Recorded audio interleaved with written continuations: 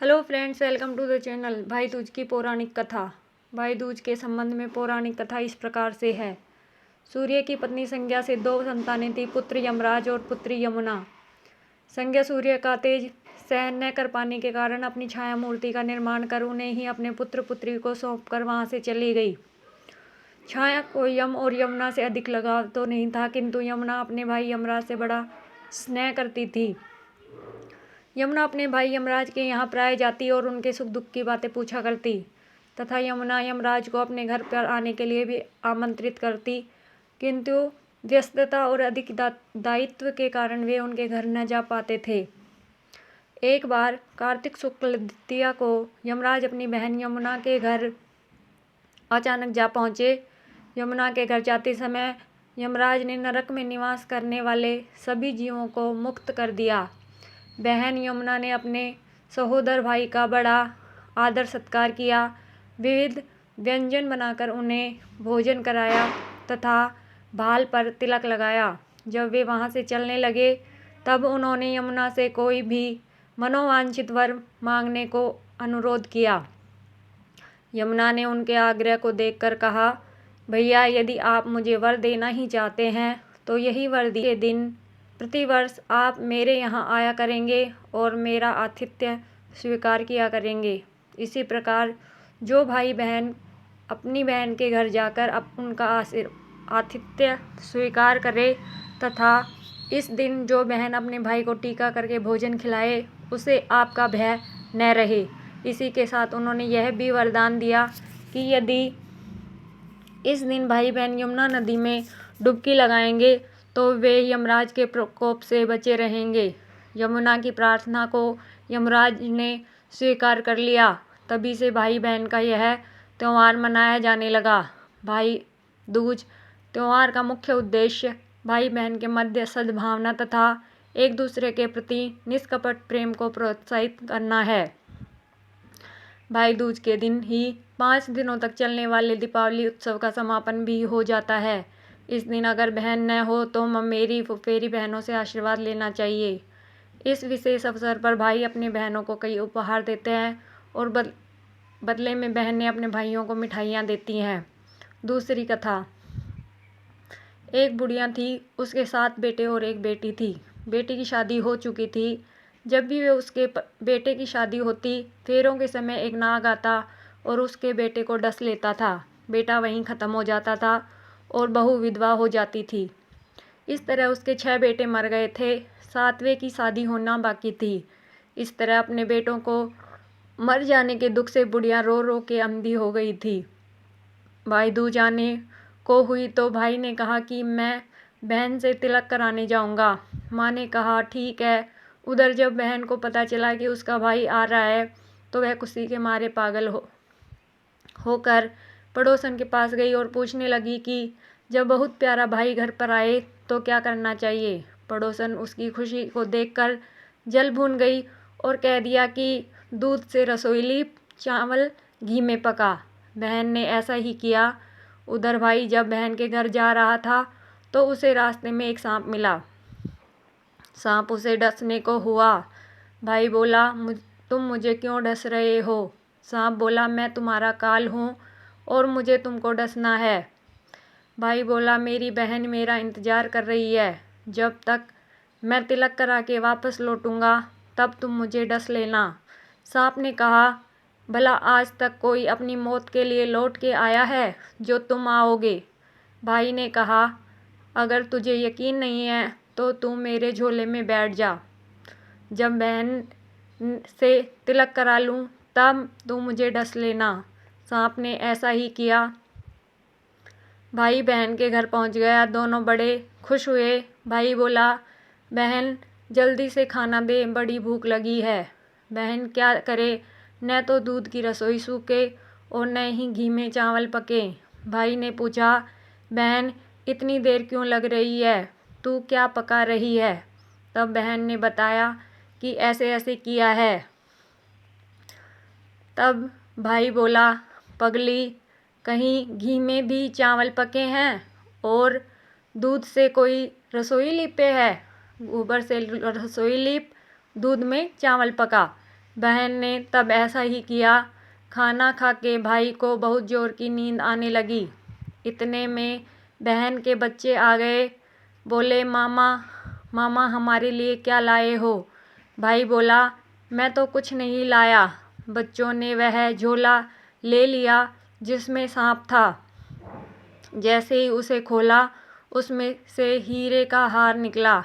बहन ने कहा, भैया तूने बताया नहीं कि तुम मेरे लिए इतना सुंदर हार लाए हो।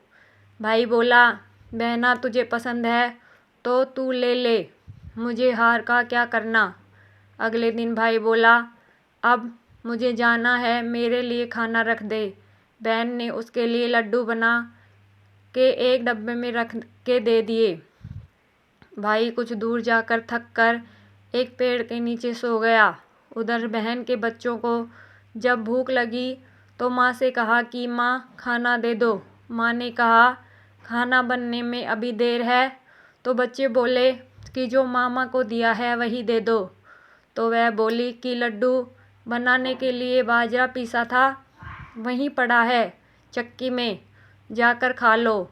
बच्चों ने देखा कि चक्की में तो सांप की हड्डियाँ पड़ी हैं। यह बात माँ को आकर बताई तो वह बावली सी होकर भाई के पीछे भागी। रास्ते भर लोगों से पूछती कि किसी ने मेरा गैल बटोई देखा, किसी ने मेरा बावला सा भाई देखा। तब एक ने बताया कि कोई लेटा तो है पेड़ के नीचे, देख ले वह तो नहीं तेरा भाई।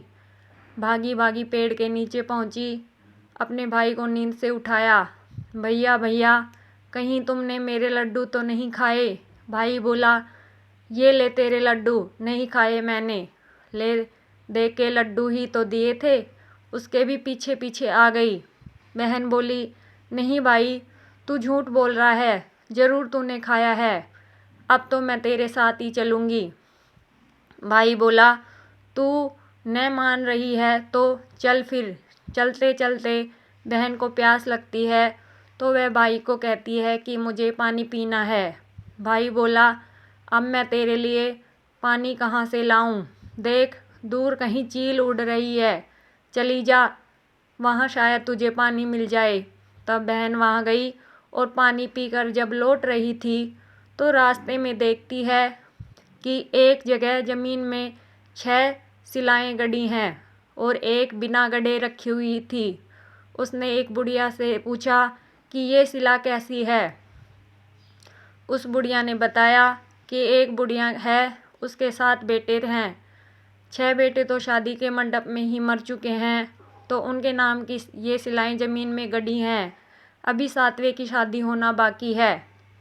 जब उसकी शादी होगी तो वह भी मंडप में ही मर जाएगा, तब यह 7वीं सिला भी ज़मीन में गड़ जाएगी। यह सुनकर बहन समझ गई कि ये सिलाएं किसी और की नहीं बल्कि उसके भाइयों के नाम की ही हैं। उसने उस बुढ़िया से अपने 7वें भाई को बचाने का उपाय पूछा। बुढ़िया ने उसे बतला दिया कि वह अपने 7वें भाई को कैसे बचा सकती है। सब जानकर वह वहाँ से अपने बाल खुले करके पागलों की तरह अपने भाई को गालियाँ देती हुई चली।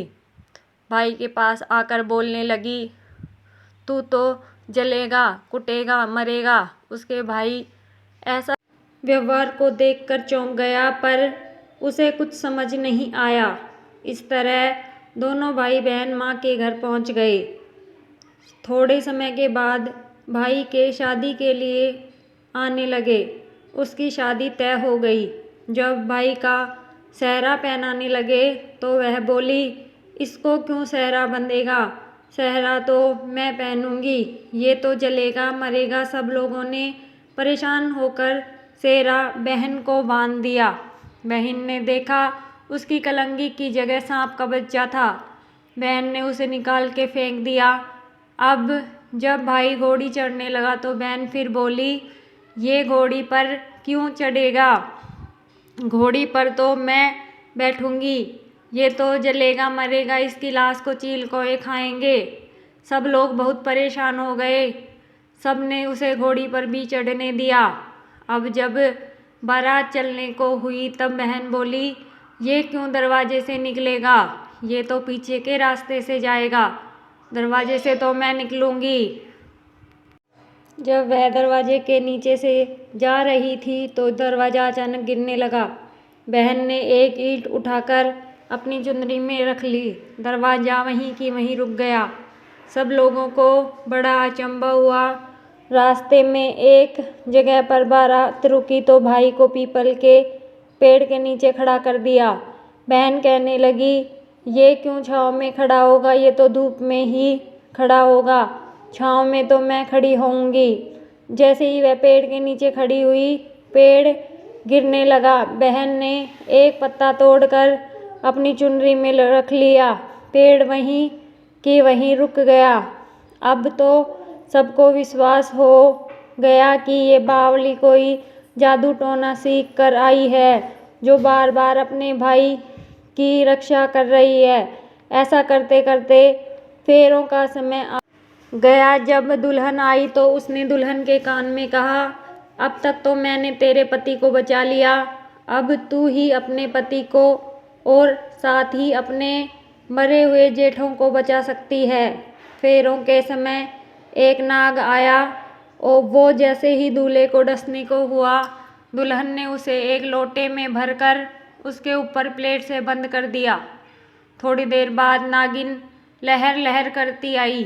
दुल्हन से बोली, तू मेरा पति छोड़। दुल्हन बोली, पहले तू मेरा पति छोड़। नागिन ने कहा, ठीक है, मैंने तेरा पति छोड़ा। दुल्हन, ऐसे नहीं, पहले 3 बार बोल। नागिन ने 3 बार बोला। फिर बोली कि अब मेरे पति को छोड़। दुल्हन बोली, एक मेरे पति से क्या होगा, हंसने बोलने के लिए जेठ भी तो होना चाहिए, एक जेठ भी छोड़। नागिन ने जेठ के भी प्राण दे दिए। फिर दुल्हन बोली, एक जेठ से लड़ाई हो गई तो एक और जेठ छोड़।